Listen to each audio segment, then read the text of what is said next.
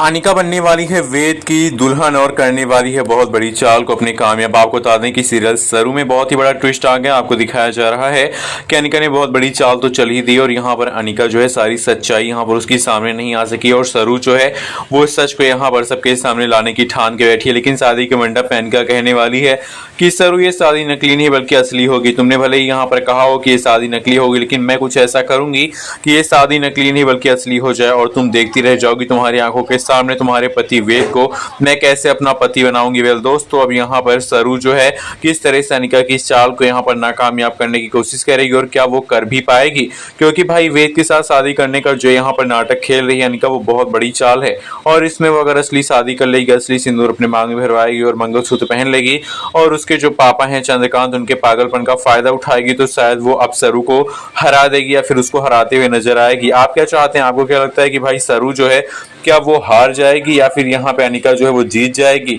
आपको दिखाया जा रहा है सीरियल में जहाँ पे चंद्रकांत को पागल बना के रखा है अनिका ने और उसके पागलपन का फायदा उठाते हुए वो अपने बाप से कहलवाती है। यानी कि चंद्रकांत कहता है कि अगर मैं चाहता हूँ कि अनिका और वेद की शादी हो।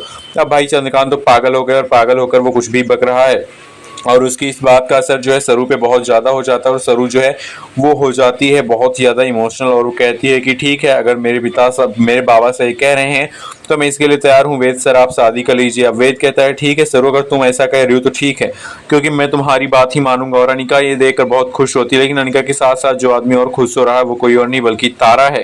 तारा को भी ऐसा लग रहा है कि उसकी जीत हो रही है और वो यहाँ पर सरू को हरा रही है। लेकिन तारा को नहीं समझ में आ रहा है कि अनिका अगर उसके घर में आएगी बहू बन के तो उसकी ही यहाँ पर उसका ही सर्वनाश करेगी।